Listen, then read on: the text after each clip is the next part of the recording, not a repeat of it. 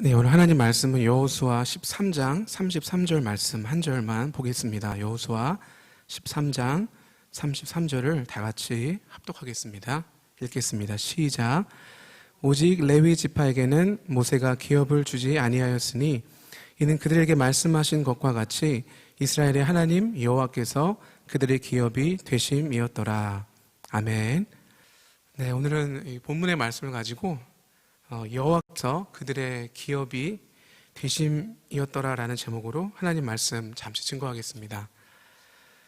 약속의 땅 가나안에 들어온 그 이스라엘 백성들이 이제 하나님께서 허락하신 땅을 점령하고 이제 각 지파대로 땅을 분배를 이제 하게 됩니다. 땅에 대한 분배가 시작되었지만 오늘 말씀을 보니까 아직 그 점령해야 될 땅들이 많이 남아있음을 우리가 알 수 있습니다. 근데 왜 아직 얻어야 할 땅이 많이 남아있는데 왜 각 지파로 하여금 하나님께서 이렇게 분배를 하게 하셨을까요? 오늘 여호수아 13장 1절을 보면 알게 되는데 그것은 바로 여호수아가 나이가 많아 늙었기 때문이라는 것을 우리가 알 수 있습니다. 그가 나이가 많아서 이제 하나님께서 허락하신 그 땅을 점령하는 그 싸움에 나가기에 이제 그가 너무 나이가 들었던 것입니다.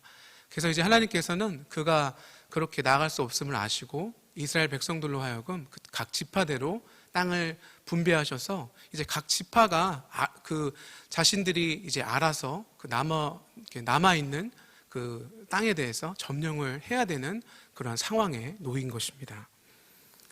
아직 차지하지 못한 땅에 대해서 하나님께서 미리 이렇게 분배를 해주신 것은 하나님이 약속을 그 믿음으로 믿고 그 땅을 점령하고 취하라라는 그런 메시지가 들어 있습니다. 아직 얻지 못했지만 하나님께서 그들에게 미리 그 땅을 분배해 주신 것은 또한 이스라엘 백성들로 하여금 믿음의 여정을 계속해 나가라라는 메시지도 있습니다. 그리고 하나님의 이 믿음의 여정에 대한 메시지는 히브리서 11장 1절의 말씀과 같이 갑니다. 히브리서 11장 1절에서 이렇게 말합니다. 믿음은 바라는 것들의 실상이요 보이지 않는 것들의 증거다라고 말합니다. 믿음이 바라는 것들의 실상이고 보이지 않는 것들의 증거인데 이 믿음은 바로 하나님의 그 약속에 근거를 한다라는 것입니다. 이 믿음의 여정에 대한 이 하나님의 이 짧은 메시지는 오늘을 살아가는 우리 성도님들에게도 적용이 됩니다. 왜냐하면 우리도 믿음의 여정을 걸어가고 있기 때문입니다.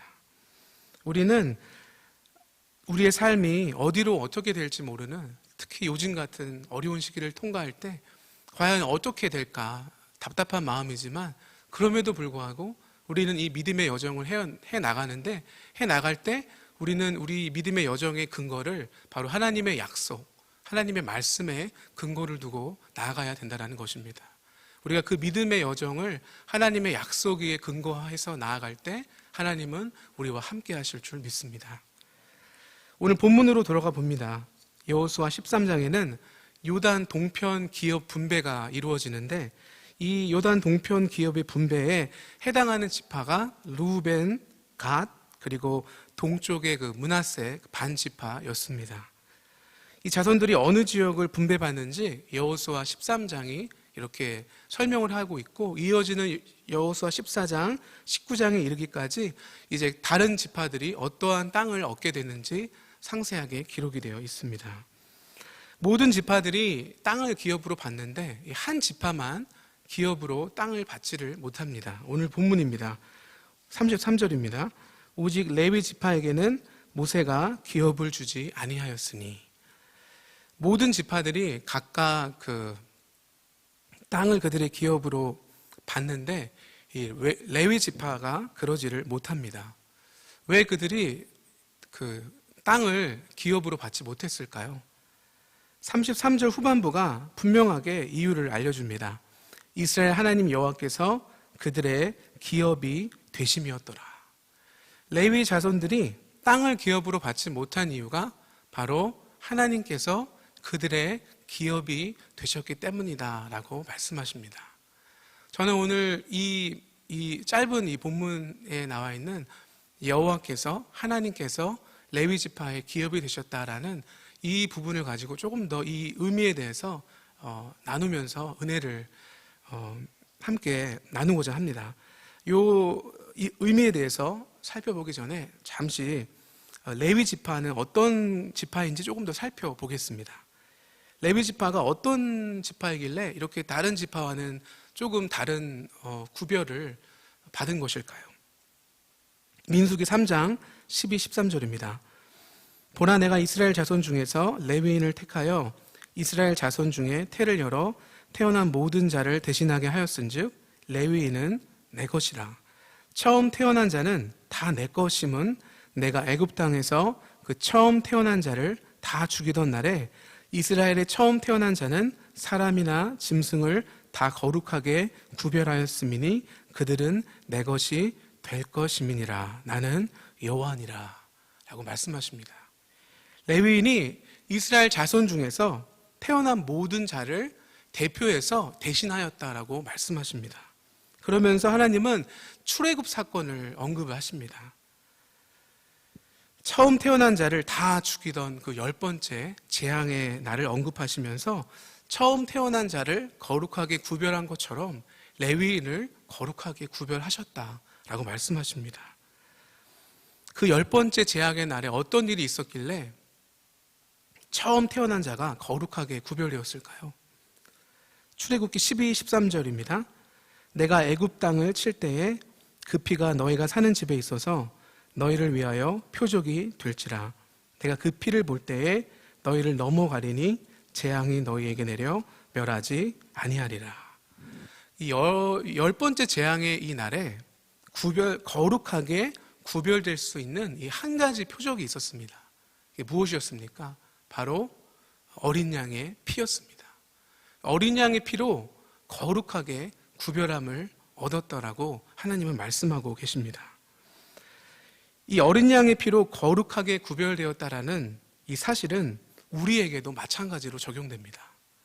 어린 양의 피는 바로 우리를 위해서 이 땅에 오신 그 예수 그리스도, 십자가에서 우리 죄를 위해서 피를 흘리신 그 예수 그리스도의 보혈을 의미하고 있기 때문입니다.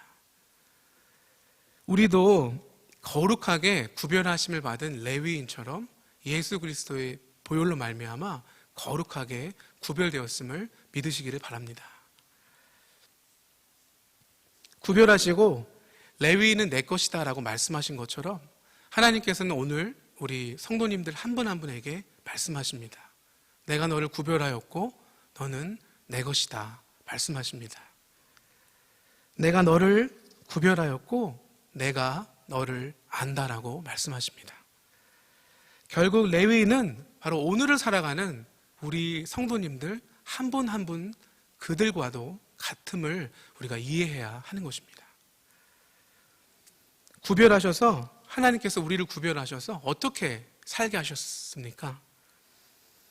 베드로전서 2장 9절을 제가 읽어드리겠습니다. 그러나 너희는 택하신 족속이요 왕같은 제사장들이요 거룩한 나라요 그의 소유가 된 백성이니 이는 너희를 어두운 데서 불러내어 그의 기이한 빛에 들어가게 하신 이의 아름다운 덕을 선포하게 하려 하심이라.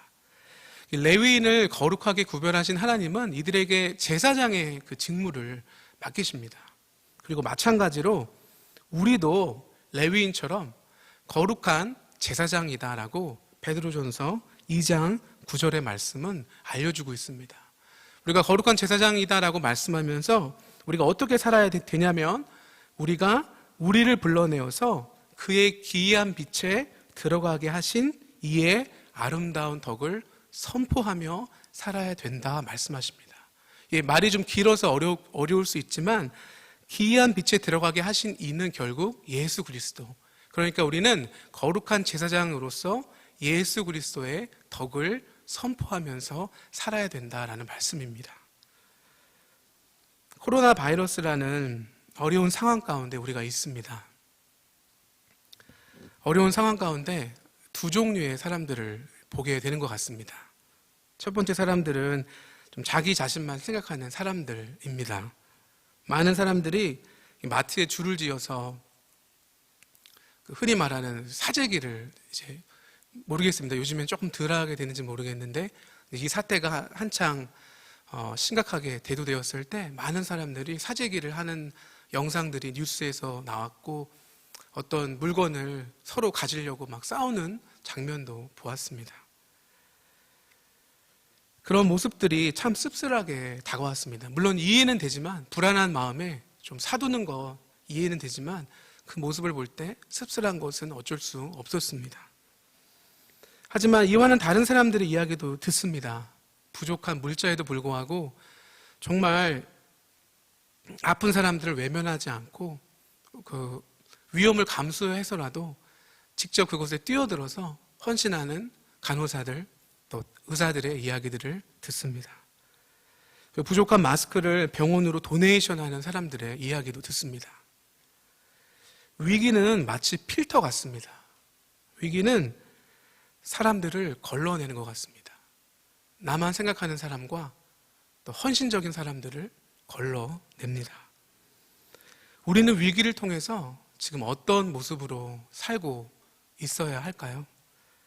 하나님은 우리에게 거룩한 제사장이다라고 말씀하시는데 거룩한 제사장으로 우리가 이 위기의 때 어떻게 살아야 할까요? 어떻게 살아가야 할지 우리는 이미 답을 알고 있습니다. 베드로전서 2장 9절 말씀처럼 우리는 예수 그리스도의 아름다운 덕을 선포하며 살아가야 합니다. 예수 그리스도의 덕을 선포하며 살아간다는 것은 예수 그리스도의 덕을 말로만 증거하는 삶이 아닙니다. 예수 그리스도의 그 아름다운 덕을 선포하며 살아간다는 것은 바로 우리 하루하루의 삶을 예수 그리스도처럼 살아내는 것을 말합니다. 위기의 순간에 예수님은 어떻게 하셨을까요? 제가 중등부 설교를 준비하면서 한국의 그 한창 코로나가 심각했던 그 대구에서 이제 막 사람들이 너무 막 확진자가 늘어나니까 그 소식을 듣고서 이제 막 병원에서 의사랑 또 간호사들이 부족해서 그 막 어려운 상황에 있을 때 그곳을 그 위험한 곳을 자진해서 들어간 간호사와 의사들의 이야기를 한번 찾아본 적이 있습니다. 어려운 상황에서 누구도 가기 싫어하는 그 지역을 그 사람들이 자진해서 들어가는 그 모습을 볼 때 예수님 생각이 많이 났습니다.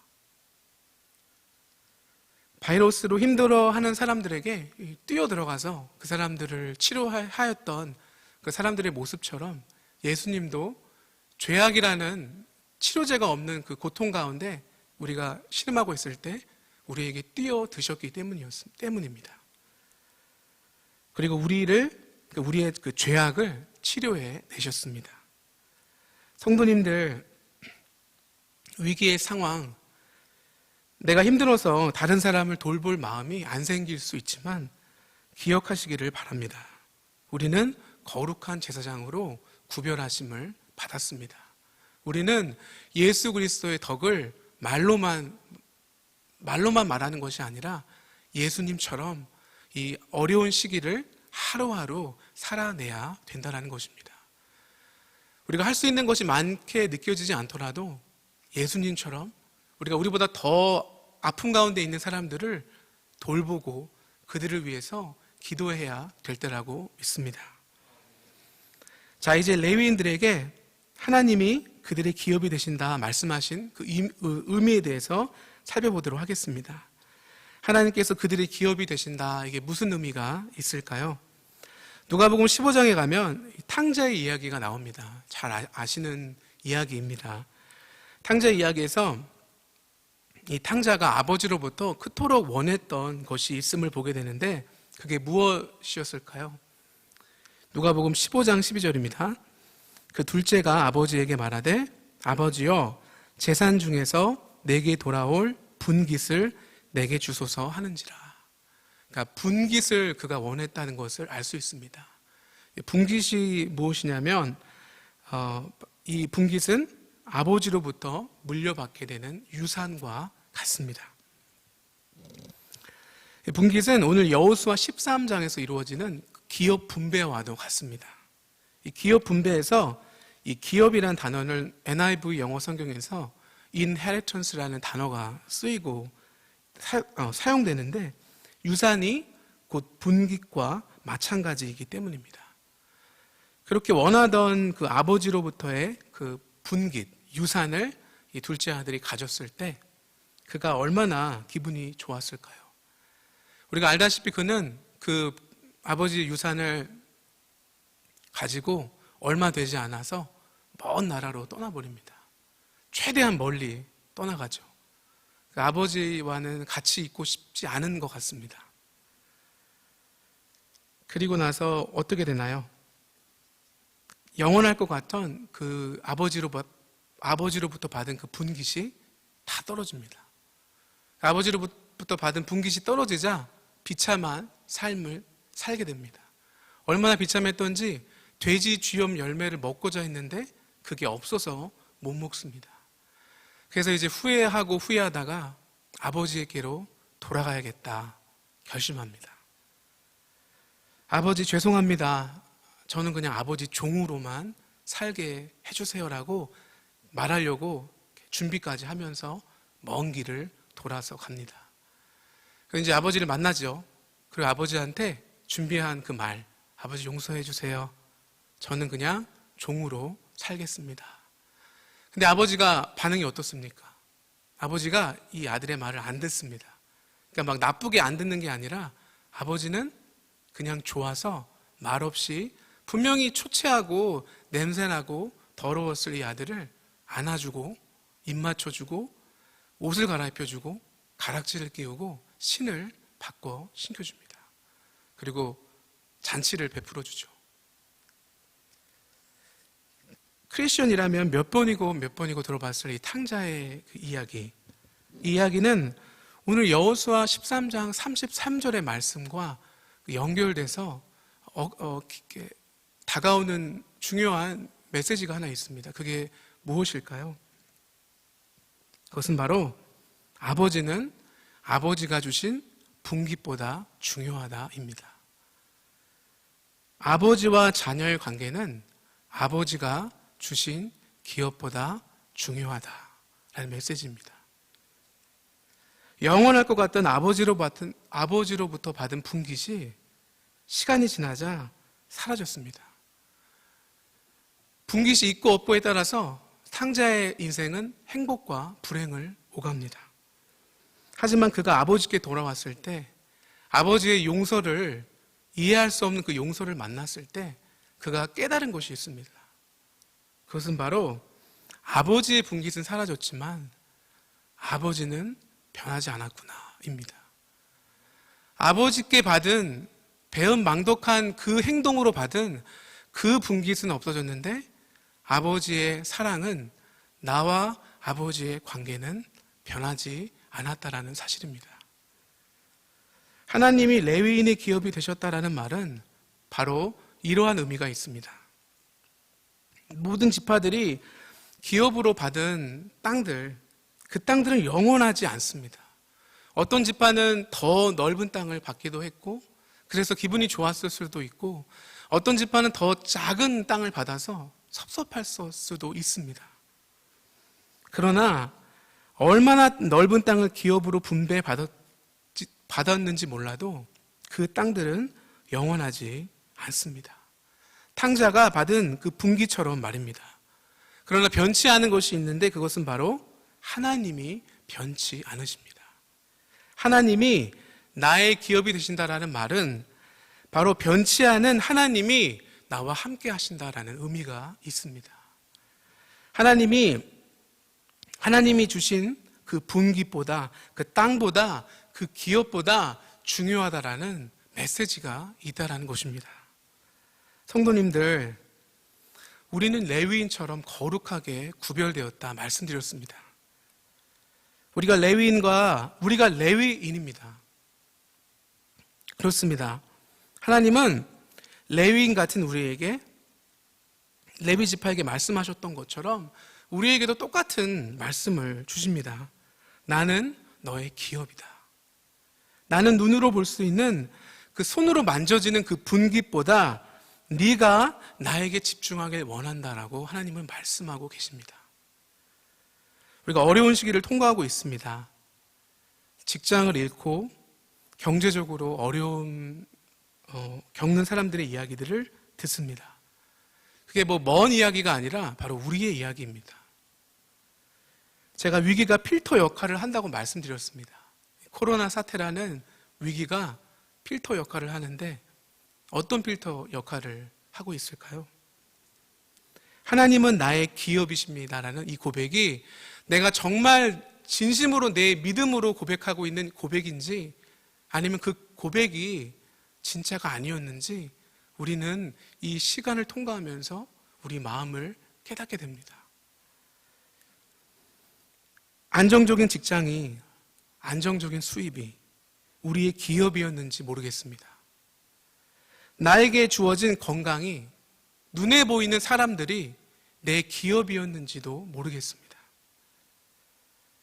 그리고 우리는 이 기업이 많고 적음에 따라 불행과 행복을 왔다 갔다 했는지도 모르겠습니다. 위기의 시간을 통해서 어쩌면 하나님께서는 우리에게 진짜 이러한 고백을 듣기 원하시는지 모르겠습니다. 하나님은 나의 영원하신 기업이 되십니다. 안정적인 직장이 아니라, 수입이 아니라, 어떠한 내 재산이 아니라, 사람이 아니라, 내 건강이 아니라 이것들이 다 사라져도 하나님은 나의 기업이십니다 라는 이 고백을 하나님은 듣기 원하시는 줄 믿습니다. 이 고백, 하나님은 나의 기업이 되십니다 라는 이 고백이 오늘 성도님들의 고백이 되시기를 바랍니다. 내가 의지하는 눈에 보이는 기업은 영원하지 않습니다. 우리가 안정적이다라고 생각하는 그 안정은 영원하지 않습니다. 그러나 하나님은 영원하십니다. 우리의 아버지 되심이 영원하시고 우리와 하나님과의 관계, 하나님이 우리를 사랑하는 그 사랑하심은 영원하십니다.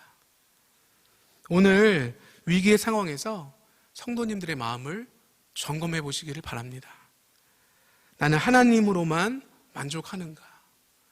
나는 하나님으로만 나의 기업으로 믿고 감사하고 살고 있는가? 한번 점검해 보시기를 바랍니다. 하나님은 우리의 영원한 기업이십니다. 아무것도 남지 않는다 해도 하나님 괜찮습니다. 하나님이 계셔서 괜찮습니다. 이렇게 고백할 때 아버지가 탕자에게 하셨던 것처럼 하나님은 우리의 눈물을 닦아주시고 우리의 더럽고 추한 모습을 씻겨주시고 우리의 아들됨을, 딸됨을 회복시켜 주실 줄로 믿습니다. 그리고 기억하시기 바랍니다. 성도님들, 우리는 거룩한 제사장으로 구별하심을 받았습니다. 거룩한 제사장들은 예수 그리스도의 덕을 선포하는 자들입니다. 위기는 기회가 될 수 있습니다. 우리가 처한 위기는 예수님의 덕을 사람들에게 전할 기회가 될 수 있는 것입니다. 비록 우리가 같은 장소에 모이지 못하지만 성도님들 각자 계신 그 처소에서, 그 자리에서 계속해서 기도해 주시기를 바랍니다. 우리 교회를 위해서 기도해 주시고 또 목사님을 위해서 또 이 지역을 위해서 또 정말 가장 어려운 곳에서 고군분투하는 그 의료진들 위해서 나라의 그 리더들을 위해서 기도해 주시기를 바랍니다. 우리의 기도를 통해서 이 땅을 고치시고 교회를 또 우리 각 사람의 과정을 회복시키는 하나님의 은혜가 있을 줄로 믿습니다. 오늘 하나님은 위기 속에서 우리를 탕자의 아버지처럼 기다리고 계십니다. 분깃이 있고 없고에 따라 내가 불안하고 행복하고 불안해지는 것이 아니라 오직 아버지 품에 거함으로 인해서 아버지 하나님이 우리의 기업 되심을 인해서 이 사실로 인해서 우리가 환난 중에도 기뻐하고 감사하는 저와 모든 성도님 되시기를 주님의 이름으로 축원합니다. 기도하시겠습니다. 하나님 아버지 감사합니다. 우리의 영원하신 기업이 되신 하나님, 우리를 예수 그리스도의 피로 거룩한 제사장으로 구별하셨음을 믿습니다. 거룩한 제사장으로서 하나님, 우리가 이 땅을 살아갈 때에 말로만 예수 그리스도의 덕을 말하는 것이 아니라 하루하루의 삶을 특별히 어려움 가운데 있지만 우리가 예수님처럼 이 하루하루를 살아낼 수 있도록 주님 도와주시옵소서. 우리보다 더 힘든 이웃들에게, 많이 어려워하는 우리 성도들에게 우리가 찾아갈 수는 없지만 기도로 그들을 섬기게 하시고, 우리가 이 땅을 위해서 이 아픈 이 뉴욕 도성과 이 미국 땅과 이 전 세계를 위해서 우리가 예수님처럼 기도할 수 있도록 주님 도와주시옵소서. 하나님, 우리의 삶 속에 어려움이 있습니다.